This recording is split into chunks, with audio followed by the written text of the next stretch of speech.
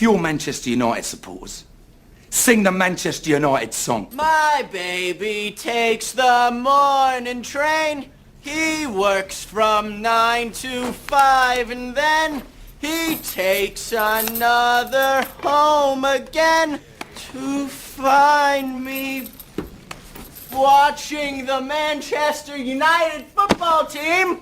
Ah, the best freaking team in all the land. Woohoo! Pretty good. Pretty damn good, lads! Yeah!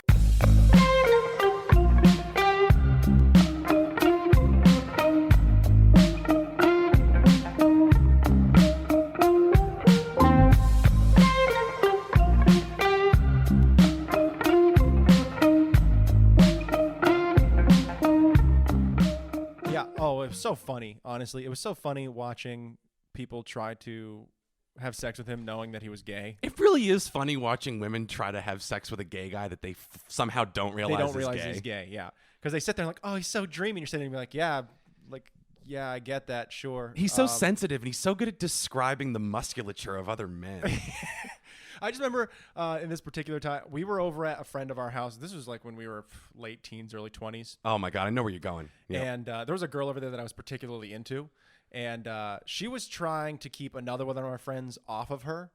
And so I had basically said to her, like, or I'd said to this guy, I was like, just like leave her alone. And he kind of made this whole thing out of it. Leave her alone so I can fuck her. Well, yes, exactly. Well, no. More of, I'd been talking to her earlier. I knew I had no fucking chance. No. And look at me, so confident. Yes, correct. So vividly confident back in the day.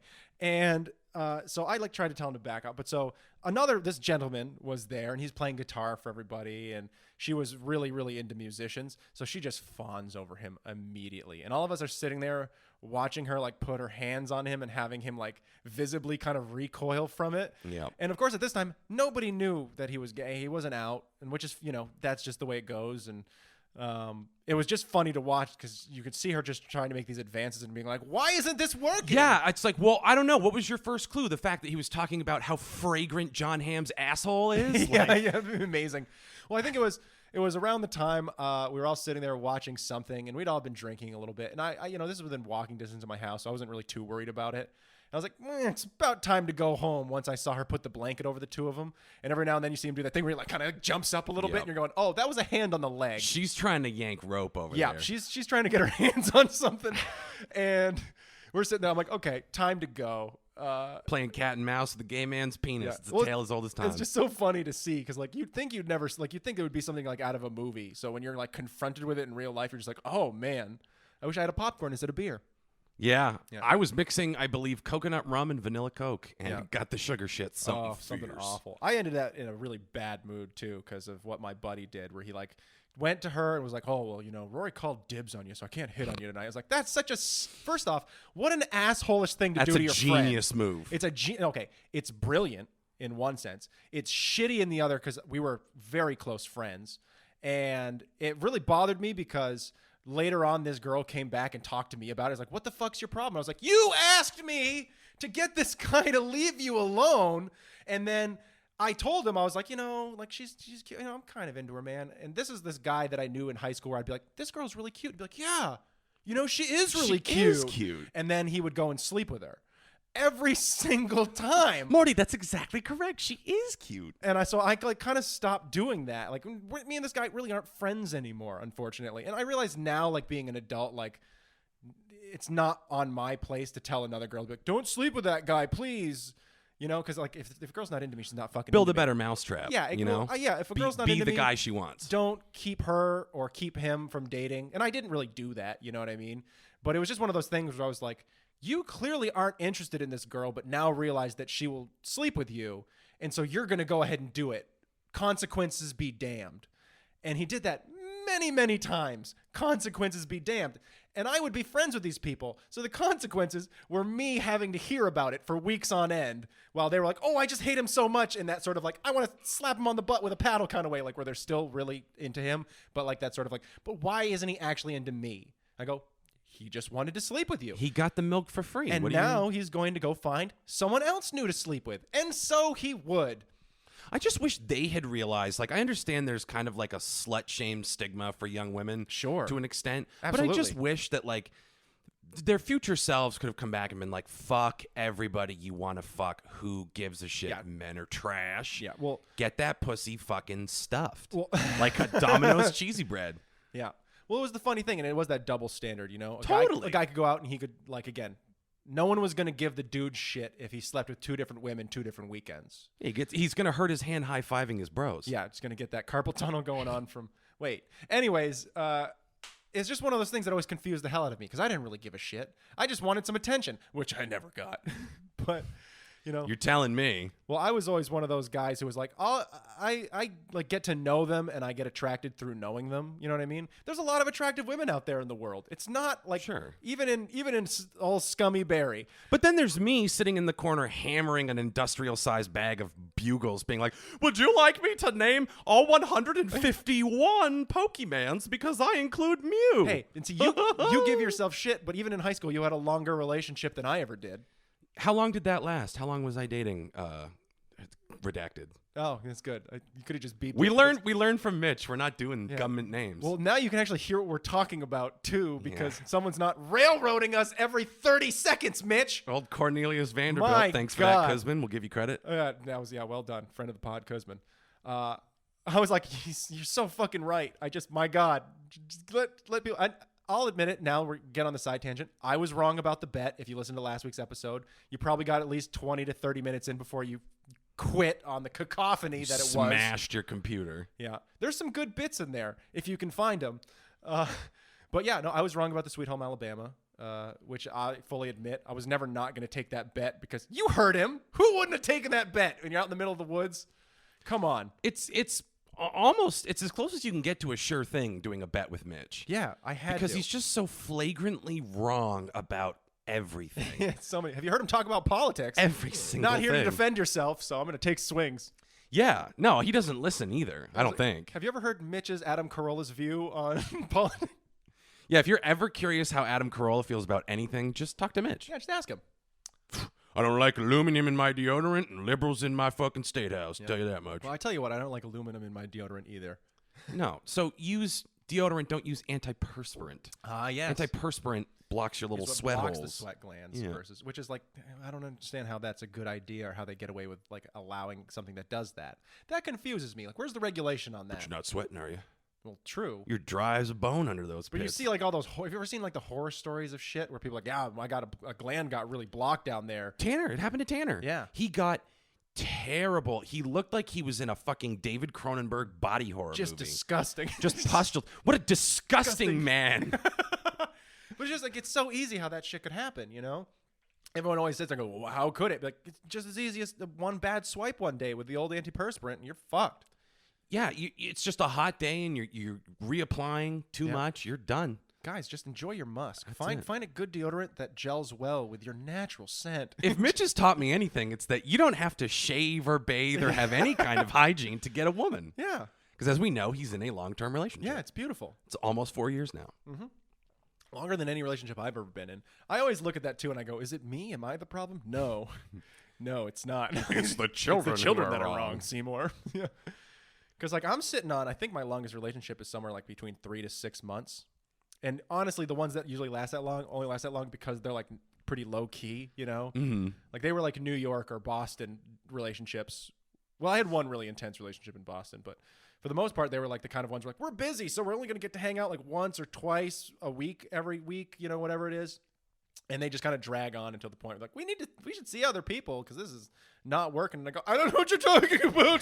Please don't. The leave. happiest I've ever been. Is this why you brought me to this ice cream place? So I wouldn't make a scene. What? I'm making a scene. I don't want to now. be dramatic, but I'll kill myself if you leave me. Like, Rory, that's a spoon. I will spoon my heart out for you. That happened to me. I was dating the girl of my dreams, and her ex-boyfriend caught wind of it and was like, if you don't get back with me and leave that fat guy, I'm going to kill myself. Which is such a fucked up thing when you think about it, or just hear it. Which is what I said to her. I was like, come on, you can't negotiate with terrorists. Baby, baby. Baby, She come was back. like, Babe, wait, babe. I don't want that on my conscience. Yeah, I'd be like, yeah, but now you have me on your conscience, and if you stay with him, I'll kill myself. So your move, madam. That would have been the ultimate. That would have been the ultimate play. Me now would have done that. Me then was like, please, I'll do anything you want. Please, I wrote you these poems. Oh, my heart song is in these. She's just leaving, and I go, say goodbye to these, and whip my balls out. Yeah, just gets one more look. Dang, those are good balls. You'll never palpate those with your mouth again. I can't though. I can't. She runs off crying. Every once in a while, she just looks at like an old Polaroid of your balls. I've been alone with you outside my door. I was gonna say, you picked a really creepy song for that. Hello. Is it me you're looking? It's just my giant testicles, just not attached to my body, just running through her mind. Yeah. I wish to draw upon them succulently. She's like spinning in a field with your balls. Hugging my balls. Yeah. I can see it in your smile. And I want to tell you so much. They're just in bed dripping candle wax on my balls. your balls are sitting there like washing the dishes, and she pulls a hair out from behind. He turns out, oh, they both have a moment. I love you. Yeah. Kiss me on the left one. Yeah. Furtive, like, yeah, just beautiful. You guys, her and your balls, picking up a dog from the pound. It's just licking my giant testicles. Yeah. Oh, he likes me. Yeah. That's what I think about. Yeah. I'll say her first name. Fuck you, Alex. Yeah. Hey, well, it's also kind of weird. Alex It was and a little Alex. weird, shouting each other's names during fun time. There was a girl that I almost dated in college who had my sister's name, and I was like, this can't go anywhere. Nope. This is not going to go anywhere. Only exception I will make for my sister's name is Casey Musgraves, and I justify that by saying she spells it differently, and I don't want to be crass, but I would suck a fart out of her ass and hold it in like a bong hit. I think that was crass, though. I don't think you can get away from that. I think compared to the things that I've said before, it's pretty light. No, I think it is pretty light, but there's like a scale, obviously, but other people have different scales. The I'd say that's a sliding scale 9 crassness. somewhere for someone. Well, Goodness. it ooh. also 100% turns someone on that's listening to this. There are some people at home clutching some pearls. Yeah, Okay, yeah. that's all I'm trying to say. Like, man, we're getting huge anthropomorphic balls and That's a good start. It's a bong good hit start. buttholes. Yeah, I mean, Nice. In the first 10 minutes, you guys. yeah. Wow, already off to a better start. Now let's just have some silence for 30 seconds. I'm already just being like, yeah, this is such an improvement over last week, where it was just 2 hours of a fucking runaway train that's Yeah. just hitting alpacas and like Swiss villagers on its way. It's like speed on an old timey train. Well, not to break down the problems too too much, but the problem was obvious. Like, you and me are sitting there trying to have a conversation. I'm trying to talk to Tanner. And then Mitch decides he has something else he wants to say. I'm not trying to put this all on Mitch, but I'm putting a lot of it on Mitch. You can say it. The problem was Mitch. I'm putting a lot of it on you, bud. Now, I will say, while we were doing it, I was wildly entertained, and I egged him on a little bit with my eyes. You fucking egged him on with your words. There were a couple times like, Koch, don't do this. You're an agent of chaos. I am. I don't even know if anyone heard me say agent of chaos because there was another conversation going on over the top of it. I'm Loki, and not the shitty one from Marvel. Yeah, hey, you're the one who brought up Marvel this time. Look at you go. In a passing reference, we're not going to get into it. So let's talk about the next Doctor Strange that's coming out. When will the 6th episode of Loki, what secrets will be revealed? I haven't watched any of that, nor do I really plan on it, I don't think. I read the recaps, and not to get into a whole Marvel thing, but I'm like, okay, so this is just yet another show that is setting up something else that will another come set. out in 3 months, that will set up something else, Yeah. that will come out in 3 months, and ad infinitum, Yeah, here they we understand go. the formula. They've understand a very brilliant formula that if you give people enough compelling, like, dialogue, I don't know what part of it's really compelling. You know what I mean? You give them an interesting arc for a character that is played by someone who has a role in the whole universe that is fairly good to look at, and can say a line believably, then they're going to keep watching this shit constantly. Here's the thing. I genuinely liked the Captain America movies, and Sure. I liked Chris Evans. When they said he was Captain Yeah. America, I was like, I don't know about that. Well, I think the Captain Americas were probably, like, I'm trying to think of which one was better than that. I than those really ones. enjoyed Winter Soldier. Oh, within that, I was going to say, I That's what I'm really saying. enjoyed Winter The Soldier. 1, quite 2, a bit. 3 of them. Yeah. Captain America, Winter Soldier, and Civil War. Civil War I didn't like I liked the concept, but it was all just building to the airport fight. Yeah. Well, see, it was all about that, and then they had the aftermath afterwards. I really liked the guy who played Zemo. Yeah. And I liked his whole thing where he was like, I'm not strong enough to destroy the Avengers, but what if I can turn them against one another? That's a great cerebral villain. Yes, that's the kind of villain that I really enjoy. It's not, and don't, I mean, not to get, again, too far into it, but then you got the Thanos who's like, I've got my ideology, but it really doesn't fucking matter because he's stronger than everybody. All he needs to do is just go and put his fucking hand on your skull and crush it. Just punch people. Yeah, and just fucking walk through. He's got this massive fucking army. He's got this fucking legion of sycophants and strong people that he's kind of cobbled together from across the universe. You don't really need to know what the fuck his viewpoint is because it doesn't really matter. He's not out there convincing people. He's not changing hearts and minds. It's not like there was this interesting twist in the middle of Infinity War where all of a sudden Black Panther's like, you're right, and like turns and becomes a bad guy. That would have been interesting. Like if one of the Avengers turns and is like, I'm going to help you get that gem you need, you know, like One of them who's the not stones. completely on board with being Yeah. a good guy and is like, I'm going to hedge my bets, kind of like You've a got Littlefinger. all the fighting that happens in the Avengers movies where they're all bickering with one another because they're all such alpha douchebag personalities, you know. You got Robert Downey Jr. As Iron Man in there kind of throwing gears or throwing wrenches in the gears, so to speak. It would be interesting if you saw one of these people have a turn to go to do a heel, or what is it called? A heel turn? Heel turn. Yeah. Nicely done. Wrestling terminology. Try to get that in there. Try to get him in there whenever I can. Undertaker. And so you that would have been fun for me. I would have liked that. I like those little twists. My favorite part of the superhero, like the overall trope of all of it, is villains that start as friends. Are we talking about Marvel or just in general? In general, I'm talking about all superhero. Like just like you know, they do a really good job of describing the superhero trope is in Unbreakable. M. Night Shyamalan, Samuel L. Jackson, and why can't I remember? Bruce Willis. Bruce Willis. Thank you. I know the why bald they guy. call me Mr. Glass. But like in that movie, they really sort of break down the superhero trope a lot. Yeah. One of the things that Samuel L. Jackson says is the way like some of the better superheroes always end up, their villain was previously like their friend or their ally. And there's that break in ideology. Like they're both kind of on the same path. They both feel the same way, but they're both disagreeing about how you go about it. You know, Thanos wants the universe to be at peace. The Avengers want the world to be at peace. They have completely different ideologies about how to go about doing that. Well, that's why the reason I didn't love Doctor Strange, I liked it, I didn't love it. It was one of the more interesting movies, but the villain sucked, and his motivation sucked. Like, I want to save my family by destroying time. I'm like, that's kind of weak, but whatever. So I didn't really like the villain, but I loved Baron Mordo. Chiwetel Ejiofor. You do, and you'll clean it up. I really like Baron Mordo because he starts off as like Doctor Strange's ally and helping him learn the ropes and shit and training him. And then by the end, he's like, fuck this. Yeah, this is not how you go about doing And it's this. like you said, they start off with the same ideology. It branches off. He goes off and he's like, no more sorcerers. Yeah, exactly. That was compelling. That's compelling. And that's again, to your criticism with the Marvel universes, though, it's very much textbook where they sat there and went, we're going to use this story to set up another story. Correct. Yeah. So again, you see it all when it's laid out in front of you. It's just, there's some of them you wish they would have done better. And I want that more than I want the fucking multiverse. Because when they pitched the multiverse of madness, I was still on board with Marvel. Sure. Because I'm like, oh my God, they're going to have Mahershala Ali playing Blade. Take my money. More Spider-Man. And they announced the multiverse of madness, and it was Scott Derrickson, who's a great horror auteur. Yeah.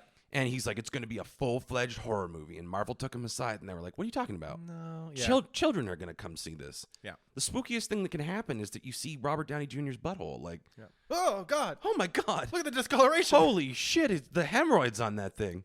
I hope that's CGI or he needs to go see somebody. Holy shit.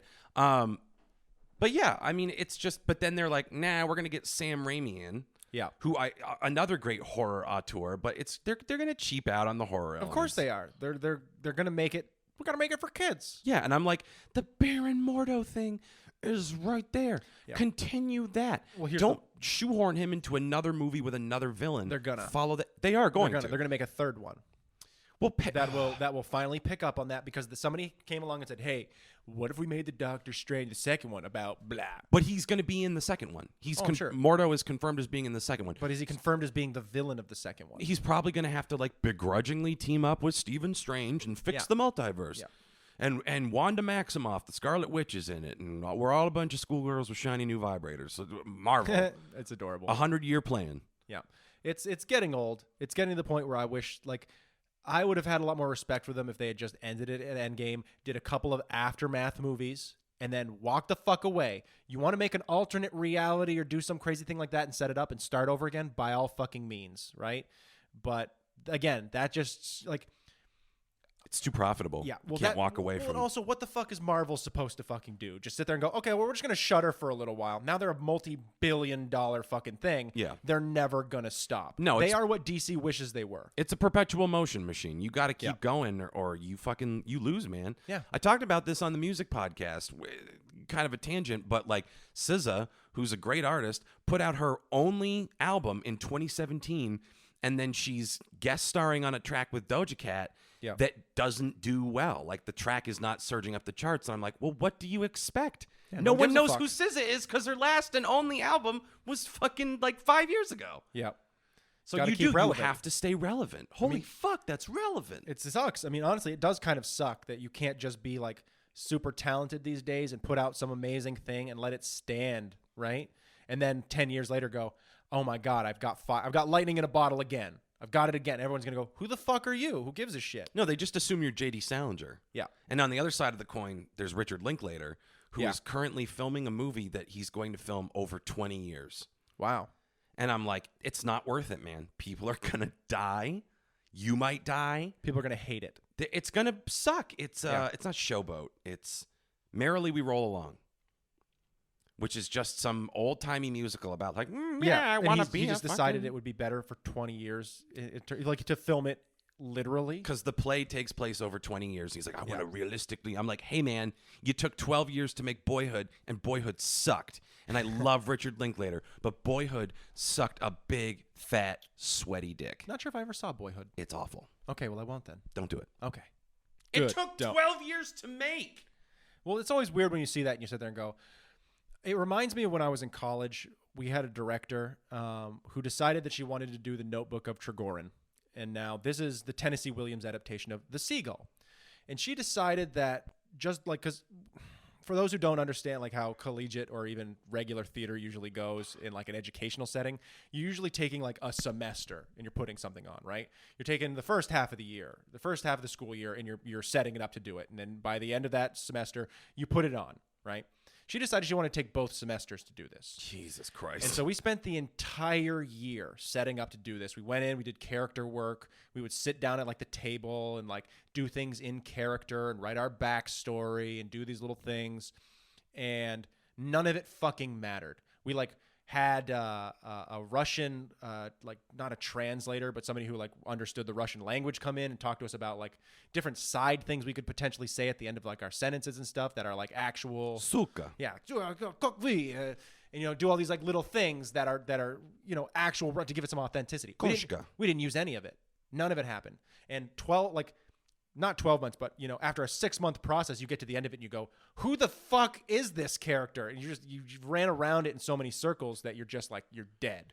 Dude, if a professional production or it wasn't good. It didn't end up being good. If like when I did stuff with Vermont Stage, if you get 6 weeks to stand something up, that's a lot. Yes. So like most professional stuff, there's a lot of pre-production that takes place, and then you have very limited time. If it's like Broadway and stuff and they workshop it and tweak it, blah, blah, blah. Sure. Well, but if you're it's doing like an regional theater and stuff like that, yeah, you put that up in 4 to 6 weeks, yeah, and you're off to the races, and then you do a 4 to 6 week run. And then you're done. And that should be it. You don't need 2 semesters to fucking figure out what period Merkin they used. It was pretty tough. It was a pretty tough it was a pretty tough process, especially because again, it's educational. So some of the casting wasn't quite right. Mm-hmm. Some people took it way fucking overboard. Like some people did it as their senior sems. Like one of my buddies, who I won't mention, but he like anything he does, he takes it to the 1,000th degree. Okay, you're supposed to do like write a 20-page report on your view and how like on your senior sem, and he wrote like 400 pages, like a book. This guy wrote on his character and on Tennessee Williams, and he was reading every piece of work that the guy had. He read biographies about the guy. He went in it, right? Which, respect. Yeah. That's great. That's Which attention is great. to detail. But the problem is that on the other hand, you have other people in the show who are, you know, whatever. They're going, oh, whatever. This is just like a fucking thing. I'm not thinking about my character. I don't give a shit. I'm just gonna call her out. Your Masha, Yes. sucked balls. Yeah, that's more or less who I was talking about. Yeah, she was fucking terrible. She didn't give a shit. She didn't give a shit about the part. Which sucked for you because you have to play opposite her. Yeah. Well, so like, this is like more of my criticism for that because I spent those 6 months making a very depressing character, right? And for me, like I mostly did comedy. If the show was a comedy, I was getting into it. I was going to do well. If the show was a drama, I might get into it. And this was supposed to be like a dramedy. It's supposed to have funny moments, but for the most part, my character was a very like a very depressing, very pathetic character. And I was trying to make, the audience feel really bad for me in the situation and sort of realize very pathetic. And with 2 weeks before the show goes up, like 2-ish weeks, maybe 3, my director came up to me and went, yeah, so, and we'll use Masha as her name. Like, Masha's really not giving you what you need for your character to be what you're trying to make it. You can't do it without her kind of coming, like you're giving 90, she needs to give 10. She's not giving it. So I'm making the decision, you need to make your character comedic. So 5 months and like 2 weeks of work were just gone for me. And I went, okay, I know how to make this funny. Like I can make it funny.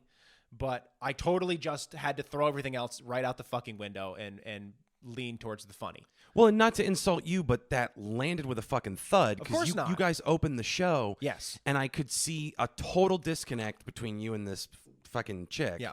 And to a certain aspect, the characters are supposed to be disconnected in a certain way, but not in the way you're talking about. Well, it felt like you were acting in 2 different productions. You in a good one, she in a bad one, because she just sucked.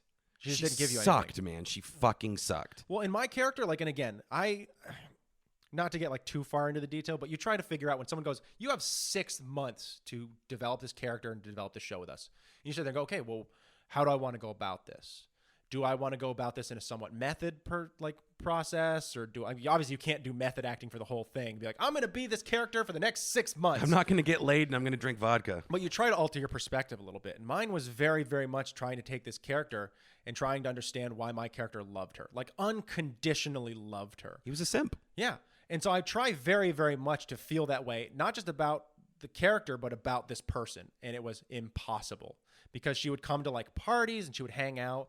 And like I would hear from other people that all she was doing was shit talking other people in the theater department. And I was just like, man, I just despise this chick. I just despise her. She's just such a pain in the ass. She's not fun to work with. She doesn't care about this. And you get done the end of it and go, okay, and now I've got to change the past 5 months of my work. But I legitimately was like, I've got to find a way to not loathe this person because that's what my character does. And I failed. Like I'll say now to this day, I conclusively failed at that part because I just couldn't. I couldn't fucking do it. So by the end of it, like I'd say the second act or I can't remember how many acts that show, but by the end act of that show, I actually really thought I did a good job at that part because he resents the fucking shit out of her. Yeah. And that came across, I think, super, super well. But the rest of it, fucking garbage. Absolute garbage. Yeah. It was depressing, man, because like I had other friends who were I was a senior at the time, so my last show. And I had other friends who were like paired with the other friends that we've been working with for years. And so they'd be like, oh, we're running off outside to like develop our backstories together. And I was like, oh, that sounds like so much fun. And like they would go and hang out together so they could get like more time as characters together. They were doing weird, interesting stuff. And the director literally had to force her to come and work with me one-on-one. Like, because we weren't doing it on our own. Like, she just didn't want to have that project. She just didn't give a shit. And it wasn't like being a part of the process, being like, no, my character doesn't like him, so I'm trying to avoid contact with him sort of a thing. It was, no, I'm not taking this seriously and I don't give a shit. Yeah, and I mean, if she was smart, she would have used your first excuse and been like, oh, well, if I'm going to be method about it, I should never talk to this guy ever. I should avoid him, and every interaction we should have should be a negative. At the same time, there was obviously, like, if you look at the story, like there's an obvious attraction between the two of them because that's how they got into this mess in the first place. And she's clearly in love with this other guy, and whether she's using the character as a rebound or whether she's using it as like just oh, well, at least someone loves me. Well, I interpreted it as like she's trying to make Treplef jealous by fucking you. A little jealous, but also like I feel like there's a certain aspect of it where she just like wants that love. Like she wants something from someone. She wants that self-worth. She's got a little bit of it roped up in that, like, if someone cares about me, then I can make someone, you know what I mean? Like there's obviously, when you're looking at the seagull, there's the the funny like relationship. I don't know what you would call it.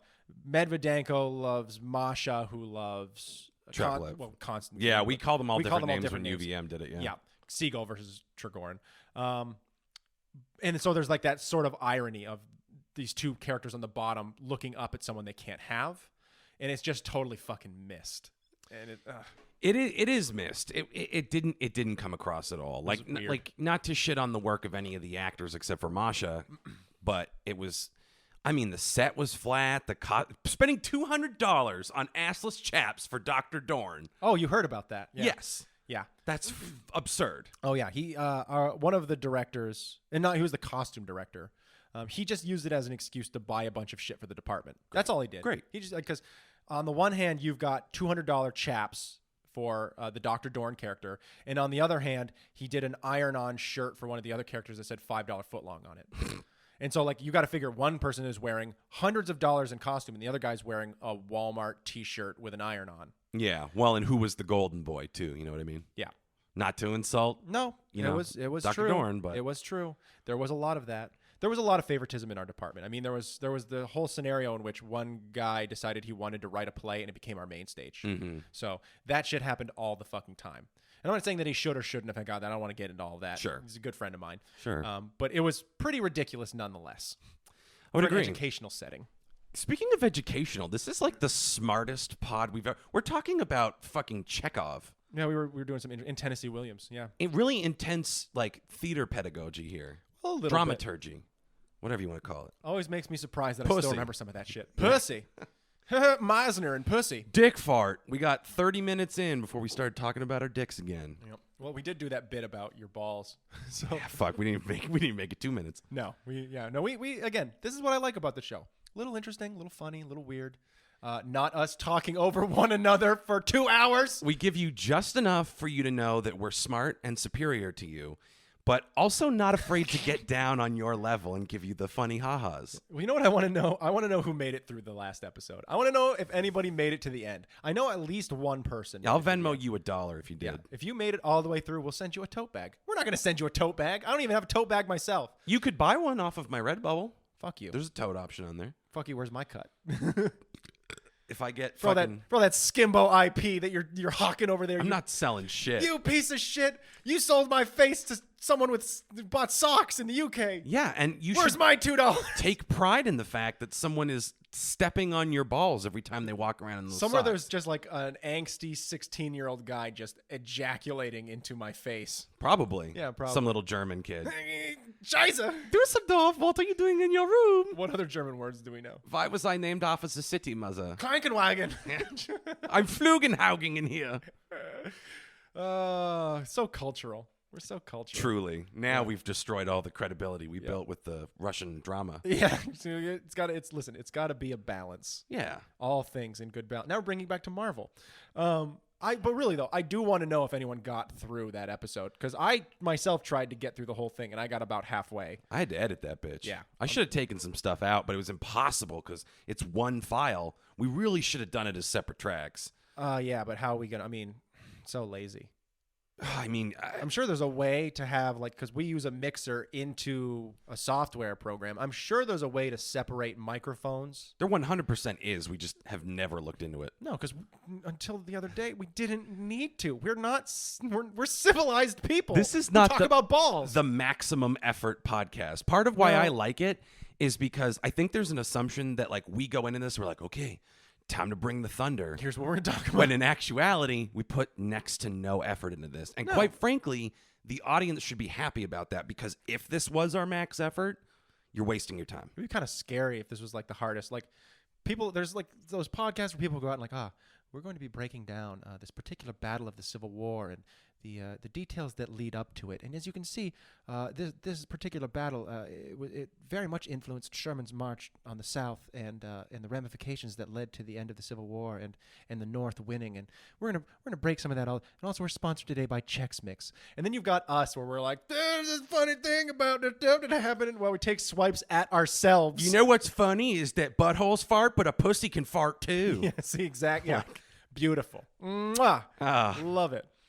It's like a nice ragu. Makes you feel like you're home. Good grave. I mean, it is whatever. I mean, we're pretty good at sticking and moving and keeping things going. So I think that's what keeps some people around. I don't know. Maybe they're gluttons for punishment. Who knows? We try to get you guys to write us emails, and nobody ever does. Yeah, some feedback would be nice. Like feedback that we can share on the show. Because when you text me and are like, boy, Mitch sure went off the fucking rails, huh? Yeah, everybody knows that. Everybody already knows. We have ears. No. Yeah. Like, it's great to hear from people. I'm like, give us material. Be like, hey, I noticed that you guys talk about Marvel a lot. Can I offer a counterpoint? Yeah. Blah-diddy, blah-diddy, blah. And we'll tell you how stupid and wrong you are. Yeah, we're not going to agree with you. No, never. We're going to never, trash ever, you ever. by name. Yeah. But doesn't that sound like fun? Come on. You'll be a part of something for the first time in your miserable life. Yeah. That's not like a fucking freshman soccer team, you lazy shit. Yeah, guess what? High school's over, and JV everybody was a- remembers how you shit your pants at the party. People don't People forget. don't forget. Oh, wait, you want me to do some ASMR for the people? I don't. Well, you're going to get some water. I mean, that was pretty good. It registered pretty quiet, but I bet they heard it. That's okay. That's okay. That's what we've become. We've become an ASMR podcast. Is that erotic? I'm sure for somebody. Does that make your butt wet? After like spending enough time on the internet, everything is erotic to somebody. Rule 34? Yep, everything. Everything is, well, I hate Rule 34 because it's the notion if there's something out there that you can't find, it's your job to add it to the zeitgeist. Mm-hmm. I'm sitting there like, I can't draw that well. So how am I going to, But to be honest, it's pretty impossible. You ever seen those Tom of Finland drawings? No. He was a guy that just drew like these intimidatingly muscular, like anime muscular sailors in like BDSM gear with huge bulges, just like groping and fucking each other. Go on. Like charcoal sketches. You had me at sailors. I would like to buy you a nice print of one. Makes me next week. Roy, where are you going? Oh, it's Fleet Week out in San Francisco. I got to get out there. When the loving starts and the lights go down. That was a weird time when I moved out to California right during that time. I was only out there for like 3-4 months. Mm-hmm. And one of the days I decided to head into San Francisco to take a look around. It was Fleet Week. And they were fucking everywhere, man. It's a wild perspective to be like, look at these people who dedicated their lives to like living on a boat and like heading out to sea. And, oh, look, the Blue Angels are here flying low over the city, giving dogs heart attacks. The fucking Blue Angels. Shit's crazy, As dude. I've heard it described, a bunch of guys that dropped Agent Orange on villages in Vietnam are doing flyovers on Labor Day. Yeah, basically. Over hill, over dale. Well, yeah, you think about that, you go, oh, it's so pretty. They dropped bombs on people. Yeah, they did the My Lai Like, massacre. those guys are the best. Like, they were some of the best. Because you see the way those dudes fly. Like, I got anxiety watching the Blue Angels fly. That shit is fucking crazy. Like how close their wings get to touching and all that shit. And they're going so fucking fast. And then they're flying really like, I didn't even know they were there that day until they flew overhead. And I'm telling you, there's like maybe a building's difference between where they were and us on the ground. And I was like, holy fucking shit. I don't feel super comfortable with this because I don't know those motherfuckers. I don't really trust them. Yeah, when that guy goes into a fucking diabetic coma and loses control of the plane, Yo, because it's all, like 70-year-old men. Did that register? Did that far register? I heard it. But I'm telling you, like, you see the things they do where they like launch themselves across the bay and then do like an immediate vertical rise of several thousand feet into the air. And you go, this makes me kind of want to throw up watching it. Like, just because for me, like, I don't know. I've got this like weird thing where like I definitely put myself in the perspective or the shoes of someone. Oh, I do that too. Yeah, all the time. And so I'm sitting there being like, there's a dude in a cockpit doing that right now, just launching himself at fucking that speed up into the fucking air. And then the end of it is him going backwards across the fucking sky and then plummeting straight down at the fucking ground, only to right at the last minute spin up. Oh, and by the way, there's a dude like a ball's hair away from him doing the same thing in another I'm sorry, I think they're like hundreds of millions of dollars, those jets. Maybe, I mean, developing them costs billions of dollars, but they're like really expensive equipment, just risking their lives so that a bunch of dickheads on the ground can go, ooh. Best 4th of July ever. Yeah, and I sit there and I'm like, this is our military spending. This is where it went to. This is what they're doing it with. The Blue Angels should have to pay for their own shit. It's wild. Maybe man. they do. Maybe the Blue Angels is a separate organization. I really doubt it. Are you going to give civilians military technology? Are they civilians at that point? Are they think so. Are they retired military? I think so. Maybe. I think the Blue Angels are a bunch of boomers. Somehow, considering where they all show up, I've got a feeling that they're probably getting some money. Like the military's like, yeah, we'll let you keep them and paint them blue. Fuck it. These are the guys we were convinced were like, Private Pile back when they were in Nam. Yeah. So to keep them happy and from murdering a bunch of people at Walmart, we'll let them have some aeroplanes. Yeah, it's just such a wild fucking thing to think about. Like when you really bring it all together and think about what they're doing and where they're from and what they represent, and I'm just like, weird, man, really weird. Oh God, they scared me. I flew overhead again. And oh man, now I wish if I could go do everything different, I would definitely have waited until night and gone into the local bars to see what kind of mess those guys made, all the sailors. Because that would have been fucking fascinating. Or just been like, hey, I'm not in the military. Let's become friends. And just co-opt like a group of them and just go and be drinking buddies for the night. They just all try to fuck you. I mean, maybe. I like those wafy girls. I mean, hello, sailor. There's got to be some of them that would have tried. Just think you're a really tall woman. I got to tell you, though, it's kind of flattering sometimes. I mean, not when it's aggressive and harassing, but I don't know if you've ever been hit on by a gay guy in a bar. I have, but it was too aggressive. And it wasn't like, I don't like this for homophobic reasons. I don't like being attacked by ladies. Not that it ever happens. Well, again, and that's like for me, like where I have times where like, again, we know people who are awfully handsy at times. Yeah. And it's that kind of thing where you just sit there and go, yeah, you know what? Sometimes, man, I know I'm a guy, but sometimes I don't like fucking being touched. I don't. I have days just like everybody else, like where if it's okay for women to have a day where they don't feel so pretty and they're not feeling particularly attractive and they don't really want, the human touch or whatever, like that should be fucking okay. I have a lot of days like that, especially lately because my anxiety's been through the fucking roof. Where I'm just like, I kind of like my space. I've like, maybe that's, again, it's like what we talked about a while back. It's like some of the things that are results of COVID too. All that lack of human contact for such a long period of time. I got pretty comfortable with it. So like, it's a weird thing. But so back to that, I mean, like I've definitely been hit on by dudes in bars before. For the most part, they've been pretty flattering. But That's no one's ever gotten to the point where they're like, put an arm around my shoulder or tried to grab my ass or do things like that. Not that I haven't had dudes grab my ass, but I don't think they were trying to fuck me. Yeah. I've usually got like the friendly guys who are like, you've never thought about it? And I go, no, man, I haven't. But it's really nice to know that I have a chance. That's pretty cool. Like, nothing's happening, but wow, that's what a nice confidence booster. Well, and see, you're a handsome fellow as well. This is nice. Yeah. I like a woman who knows what she wants, right? So like I remember in college, we're out with a bunch of people and this girl was just like following me around the whole time. Yeah. Like a lost and I was being a little oblivious about it. And then we're at the bar Sure. at one point and she's like, it's my birthday. And I was like, happy birthday. And she's like, is she going to make out with me for my birthday or what? And I was like, oh, okay, sure. Thanks for letting me know because I never would have known. Yeah, I would have never known it was your birthday. And quite frankly, I don't care, but you offered to make out with me. I was saying not the birthday, the makeup. Go on. Let's go out to the alley. I mean, so like that's cool to feel wanted. Yes. Is very cool. Sure. But that same girl, if she walked up and like snuck two down my back of my fucking pants and fingered my ass, wouldn't have been would have maybe been a little too forward. You're right. Wouldn't it? And then she's like, put my fingers in your mouth, you little bitch. Wow, what bar were you at? Which Square, one? Red Square.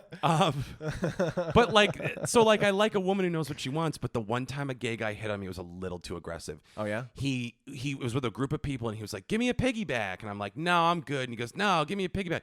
Jumps on my back. Pretty quickly feel a boner pressing in between my shoulder blades. Oh. And I'm like, he's just gonna try to slide down a couple inches and see what happens. And I'm not into it. I like to give people the benefit of the doubt, but I've never given a piggyback to somebody who was sporting rod Who before. immediately popped a boner. Yeah. 6 to midnight, you're back, Koch, apparently. Yeah, I'm like, well, while I'm flattered, I'm also somewhat perturbed by how quickly you got hard. Like, perhaps you could have just... I'm like, wow, I'm surprised. Is that normal for people? Is that like a thing you can do? Can you do that on command? Yeah, wow, good for you. You could probably get work because of that. Yeah. I mean, really weird work, but work nonetheless. Oh, the porn industry, they're like, let me get this straight. You can get hard on command, no matter how empty your balls are. Yeah. Somebody get this guy in. We're gonna put a smock on him. We need him for that we're doing a porn in a grocery store. Yeah, we're gonna do a Marvel parody called Infinity Whores. Yeah. You can be one of the gems. How does that work? Shut up and get in costume. Put it up your ass. We're gonna have the purple guy fist you with the gauntlet on. Actually, yeah, I can see that. I think we just figured that out. There's got to be Infinity War porn already. I'm sure there's Thanos porn because Yeah. people are so fucking weird. That movie comes out and they're like, oh, daddy, Thanos. Yeah. I'd pinch his nips. And I'm like, A, he probably doesn't have them. He's an alien. Yeah. B, he's an alien. You can't fuck him. Yeah. You Well, don't, you never know. don't know what that's going to do to either of you. Well, see, I take I ascribe to the theory that humanity was seeded, especially in the Marvel universe. There are all these humanoids, also a la Star Trek. You got the Vulcans and the Romulans and humans, and I think the Cardassians that are all sort of part of the same seeded species, like not species, but I mean, all of them. Andorians, Cardassians, Yes, exactly. Worfs, Klingons. Klingons. Yeah, they're all from the same progeny. And I'd like to think that the universe is probably like that. So I feel like if Thanos were to bang an Earth woman, let's say, that it would work. But what if Maybe the size would be issue. Well, what if Thanos? First of all, yeah, if you can survive that, unless he has a micro dick for his race, if you can survive that hog, good for you. Yeah. But what if they have like 20-pound babies? Oh yeah, it'll rip her apart. You're gonna look like Ursula from The Little Mermaid. Your body's just gonna be fucking streamers. Well, yeah, you're gonna die. Yeah, the lower half of You're your gonna body's die in gonna be that process. Paschetti. You never know though, because it's half human, half Titan, right? So guess. maybe there's like some, it's not fully like. This is what that life finds a way kind of argument. If a girl gets horny enough, Yeah. she'll find a way. You never know. And I'd like to think that Thanos would be enough of a gentleman to go, actually, we can't because some things are going to happen during the birthing process that would rip you in half like some sort of fruit. Like a bag of Funyuns. Yeah. What? I mean, he has the Reality Stone. Can't he Reality Stone his dick to a regular size? Yeah, see? Exactly. Now you're thinking. Now we've got I hate that I answers. am. And then she's like, no, don't. Yeah. I want to ride the lightning. Gross. But, maybe not for some people. Let your freak flag fly. Some people, as we've talked about this, were like, yeah, what next? Yeah. What else are they going to awaken in me? Get Doctor Strange in there to make a rabbit come out of my pussy. Yep. There you go. That'd be Sorcerer kind of Supreme. funny. Yeah. Listen, we should start writing porn is I guess what we're learning here. We could just 100%. revolutionize the whole industry. Like, wow, nobody over here was thinking about much past the fucking. Good job, boys. I mean, yeah, seriously. They're like, wow, you guys are conceptual What? geniuses. Something that doesn't involve stepsisters? Incredible. Spider-Man fucks his stepsister. Shit, we're back on this again. He sprayed his webbing everywhere. Spider-Man's fucking Aunt May. Oh, my God. Hey, if it's Marissa Tomei, I'm on board. Marissa Tomei. Jerry. God damn, dude, she still got it. Oh, yeah, she's gorgeous. Gorgeous woman. Beautiful features. Tomei all day. Sure. Tomei all day. I'd say the hardest part about dating or marrying a Marissa Tomei would be knowing that you don't have as much time with her because she's older, Yeah. At our age, that is. And you don't deserve her. Well, of course, you never do. I mean, we're pig people. We never deserve anybody that we're with. No. So that's always, it's always kept in mind. I'm talking about more being like, man, it would have been great if I had known Marissa Tomei. We'd both been in our 30s because we would have had so much time together, Yeah. Instead of it being like, how old is she now? 50s? She's probably in her 50s. Yeah. It's just not, that's tough. It's hard stuff. Especially if you marry her now and then like the next year all of a sudden she like hits that like Metamucil stage and I believe that's called menopause. oops, no. She just starts getting a mustache. Yeah, everything starts to fall apart. My sciatica. You're seeing the background Yeah. and it's just she stops caring. She's got papery gray skin. Yeah. That's what happens to women in menopause, right? Yeah, I read that in a book once. It's like turning into a werewolf. Yeah, I believe that's what I learned from those Twilight books. That's what they taught me. That's what they taught me. It's a metaphor for menopausal women and premenstrual women. Yeah, if you didn't get that, read them again. Yeah. You'll totally see it in there. I mean, Bella, blood, vampire, changes, transformations, I would've- hysterectomies. I tell you what, if those books had ended with her getting pregnant and the baby ripping her in half like a phone book, I would have at least read that part. That's what happened. That's literally what happened. She gave birth to a vampire baby that wrecked her puss. Yeah, but then she survives because they make her one, right? Or some crazy They turn crap. her into a vampire. Yeah, no. That's not what I want. I need like the art, like how the Harry Potter artist did the drawings at the beginning of each chapter. I need there just to be one that's just half of Bella on each side of the page, and then just like this really confused looking little vampire baby in the middle. It's just two legs attached by strips to a human head that's Yeah. frozen in terror. Exactly. And you're just sitting there like, well, and that you read like the last 14 pages that are just very much a descriptor. And that's it. It's like Bella died, but it was like when Kennedy died. We missed her, but we all moved on with our lives. Yeah. Anyway. And things continued. and you get that like really shitty aftermath about like the next kid, or like it's just Edward goes back to school and finds another one. Edward gets his GED. Yeah, and that's it. Yeah. And a PYT while he's at it. Because that's the thing nobody ever talks about in terms of Twilight, that it's like this ancient being going after underage women. Yeah, it's like a 1,000-year-old pedophile. Yeah. If you really want to break it down. Yeah. It And is I do. It is a 1,000-year-old pedophile. Everyone talks about it like it's this beautiful love. We let children go to school with Twilight binders and folders. The kid's in the 4th fucking grade, and I'm sitting there like, this is fucking weird, man. The context weirds me out. We have children named after these characters. Is it the romance of the ages? Fuck no, it's not. Stop it. Stop it with that crap. I guess it's just like, I mean, I don't want to attempt to enter the female psychology because I may be the most unqualified person to do so. Oh, but please do try. But here I will take a wild swipe in the dark. I think it has something to do with like this idea of he chose me, the mysterious guy. Like take the vampirism out of it. Like he walked into the bar, he looked at me. He could have had any soaked girl my in there. socks, and he chose me. Yeah. Robert Pattinson walks into a bar, right?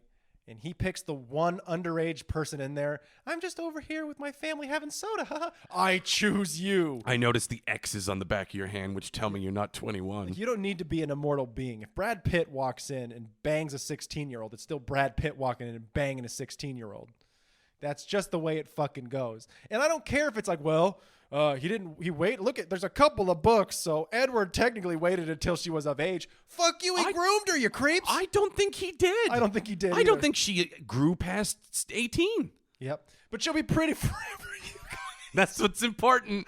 She'll look like an 18-year-old piece of ass for eternity. Now she can go in. Once Edward gets staked like 300 years in the future, she can go and do the same thing and perpetuate the cycle of violence. Let's not normalize this shit, folks. That's all I'm trying to say. It's weird. It's strange. Do not normalize Twilight. And if you liked those books, you are part of the cycle of violence. Like I'm more okay with people normalizing 50 Shades of Grey than I am that, which again is a wildly problematic story about a woman who ends up engaging in a very fucking submissive role with a billionaire. But there was paperwork involved. They were consenting adults, and she signed a shitload of paperwork. Yeah.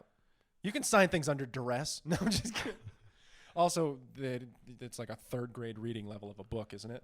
Well, and it's fan fiction for Twilight. It started out as Twilight fan fiction. Oh, great. This like housefrau who was like, you know what gets my puss wet? Getting whipped in the back. A lot of back. that on this episode today. It's the puss-isode.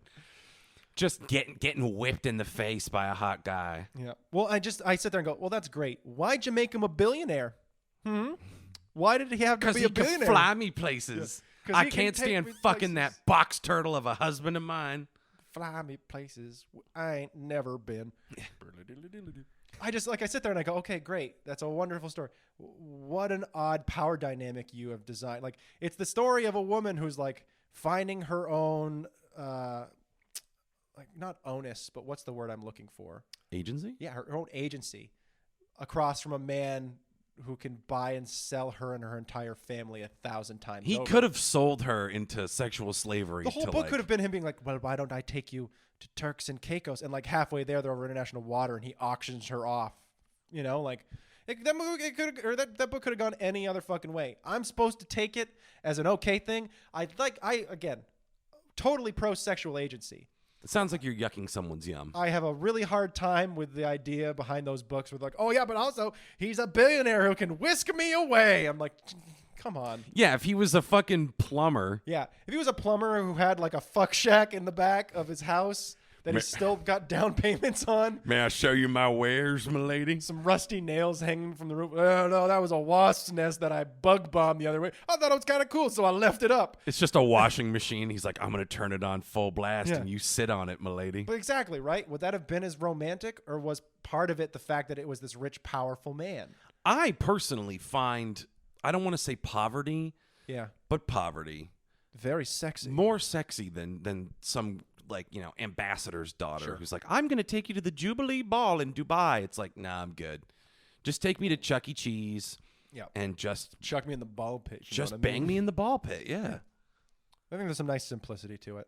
I just, I think everybody at some point has dated somebody who has be above their means, you know? Yeah. Sometimes it does certainly, it's not necessarily a perspective thing. Sometimes it is, but it definitely brings about difficulties. That kind of like, oh, who pays for this kind of thing, in that weird way it makes you feel. We're like, no, I can pay for my own thing. Like, oh, no, it's fine. I hope you're ready to go Dutch, madam. Yeah. No, I know what you mean. I got no problem with, obviously, but I only ever dated one girl of like significant means. Yeah. Her parents owned a jewelry store in Michigan and were loaded. Mm-hmm. And she was kind of a shithead because she was so fucking privileged. She didn't understand the perspective of not being able to like just buy what you want when you want. When she would, I remember very clearly, I was hanging out with you guys at Jeff's, and I got a Snapchat from her, and it was her trying on a bunch of different clothes, and she's like, new going out outfits, and I'm That's like, hot. what's wrong with the ones you had? Yeah. I wear a shirt until it rots off my body. I will be sitting in Panera Bread, and all of a sudden you will just watch my tunic slough off my body like a snake. Well, I've had this shirt that I'm wearing right now for like 7 or 8 years. Yeah, I don't buy new shirts unless someone gives me one. Yeah. I mean, I'm sure if I looked around, I'd probably find a hole somewhere in this shirt, That's half of my shirts. I said, I go, well, probably going to get 70 or 80 more uses out of this one. Yeah, I'll wear this until I'm 45. Yeah. But isn't that more fun? I think so. I don't like look, everyone's allowed to spend their money on what they want to spend their money on, obviously. I can't really argue because I spend my money on virtual bullshit. I play video games and like, I'm going to buy 30 days of game time in World of Warcraft because I'm bored this month. And like, you could argue that that's a lot less valuable than like a nice shirt that you want to wear out a bunch. But then there's also there's obviously like the extreme on the other end. We have people like, I wore it once out and I cannot be seen out in it again because that would be tacky. Yeah. Okay. No, what's tacky is filling your closet with things that you're never going to use. Yeah. When there are people that don't know where they're going to get their next fucking meal. Yeah.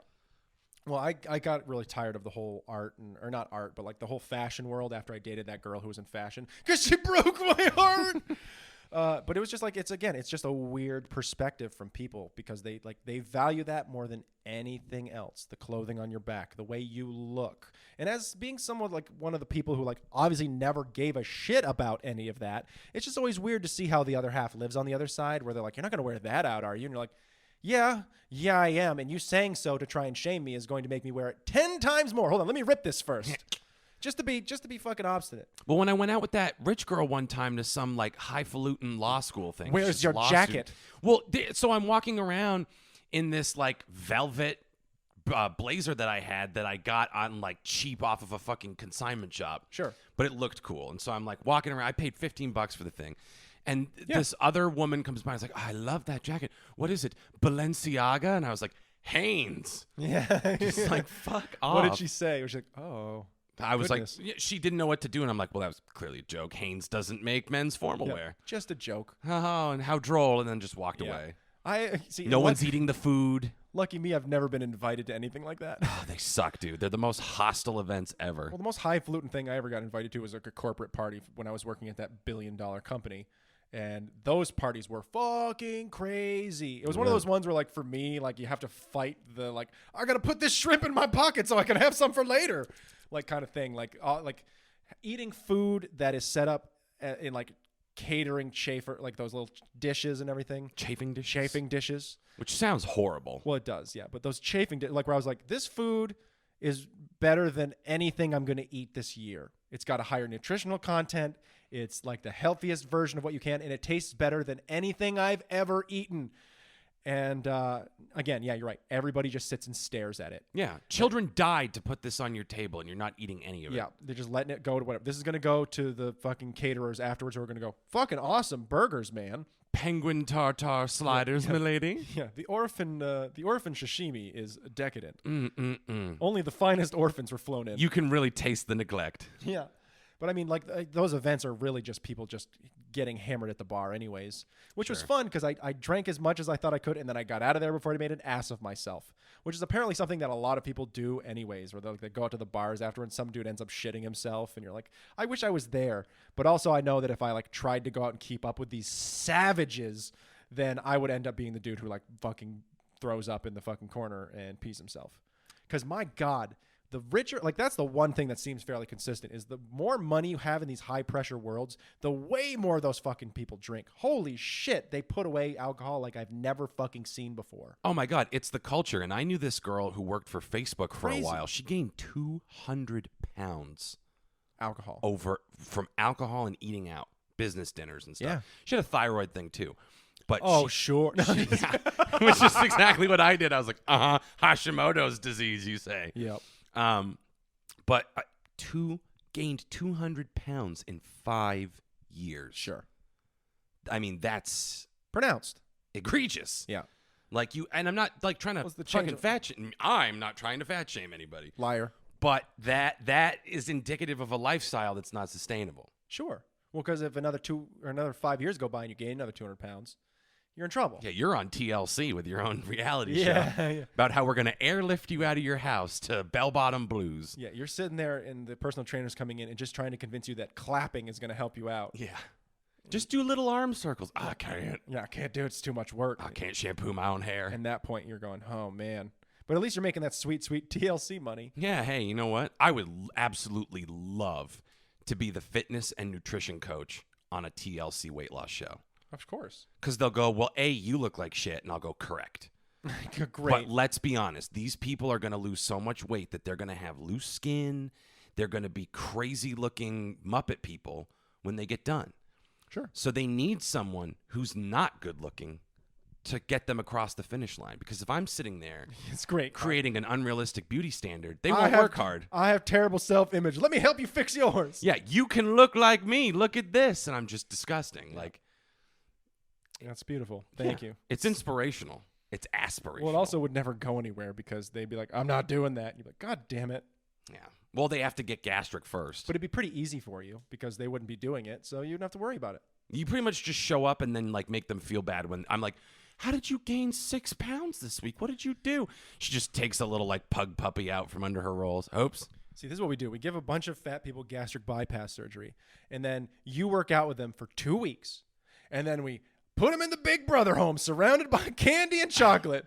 Where everything, it's one of those like Japanese shows where you're trying to figure out what's edible and what isn't. And like people go around like biting the stapler and like, oh, it's made of chocolate. Except the secret is most things are made of chocolate in this house. And whoever like doesn't gain, like whoever gains the least amount of weight, because we know they're all gaining weight, over the course of the next 2 months wins $1 million. Whoever gains the least weight? Yes. I thought you were going to go in a different direction. Well, if they and say, lose weight, then whoever they're winning. gains the least weight gets eaten by the other people. Jesus, no. We're trying to help these people. Are we? I thought we were exploiting them. Kind of. We're also exploiting them for sure, but we're also kind of trying to help them. We're giving them incentive to not eat the chocolate stapler. I like With- that have your cake and eat it too thing. The pun intended. the staples are made of white chocolate. Oh, It's very fancy. Oh. One guy's like, I'm going to change, tries to get on the treadmill. The producers are like, we didn't expect anyone to try and get on the treadmill, which is why it's actually made of chocolate. Clack. Yeah, just steps into it and it's just, oh my God. And then it's just, the next shot is just him eating that front board with all the dials on it. crying. Yeah, just, I was gonna do a hill climb. yeah. The shampoo here is ganache. Yeah, exactly. It's a syrup. You just pour it. Oh God, it's so decadent. Did you hear about that short story? I can't remember what it's called or who wrote it, but it was basically like Yes. kind of a cask of Amontillado type thing, where it was this like big fat guy and his rival was like, I know how to fucking get back at him, and put him in a very small room and brought in a ton of food every day.